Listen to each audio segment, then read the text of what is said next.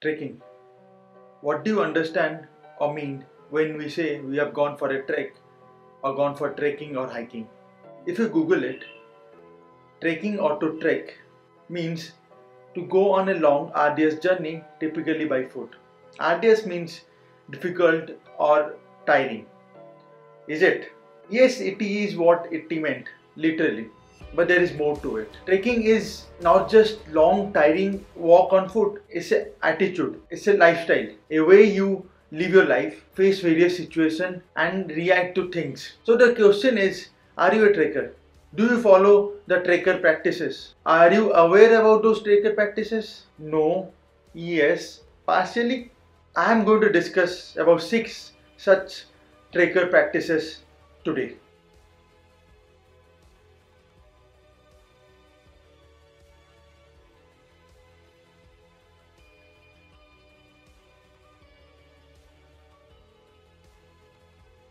No littering. When you are in the mountain or anywhere in nature, please treat it as your home. Do you throw garbage around your house?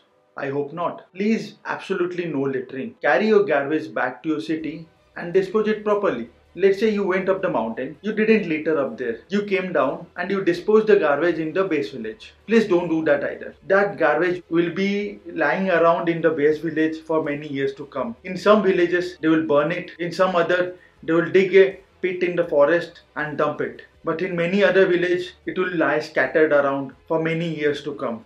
We have seen various villages scattered with disposable plastic plates and glasses. I will ask you to carry your garbage back to your cities. In cities, there are systems in place, there are processes in place to segregate the waste and dispose it properly. Avoid disposable water bottles. Carry reusable water bottles which can be refilled again and again. Disposable water bottles are one of the major contributor to the garbage. This one small change in our action will make a big impact. And if you find anyone littering, please request them to pick it up. No alcohol and no smoking. If you want to have alcohol or to smoke, go to a bar or do it at your home. Nobody has any right to say you anything. But don't do it on a trek. Having alcohol will slow your reaction time. It will put you and your friend's life in danger. It's similar to drinking and driving. Smoking is one of the cause for forest fire. And believe me, you don't want to get stuck in a forest fire.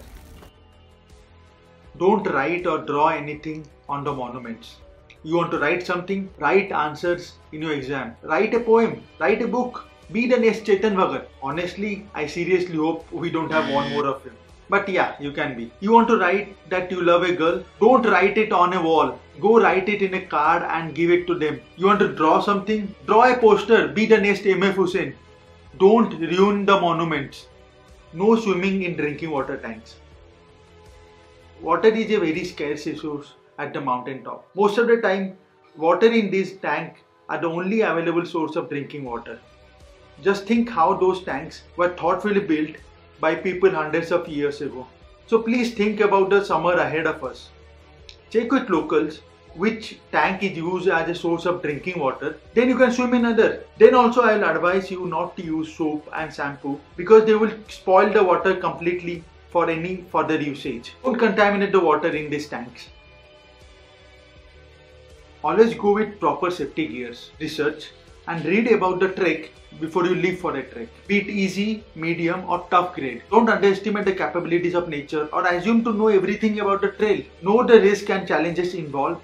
Plan accordingly. Take required gear like rope, harness, helmet, whatever is required for that particular trail. Absolutely avoid risky poses for photos and no stunts. That one daring photo on Facebook can wait. There are other ways to show up. Clean the fort, clean a water tank, post photos of it, do some voluntary work at the base village, post it proudly on Facebook. Your family is waiting back home. Remember this before any such stupid action.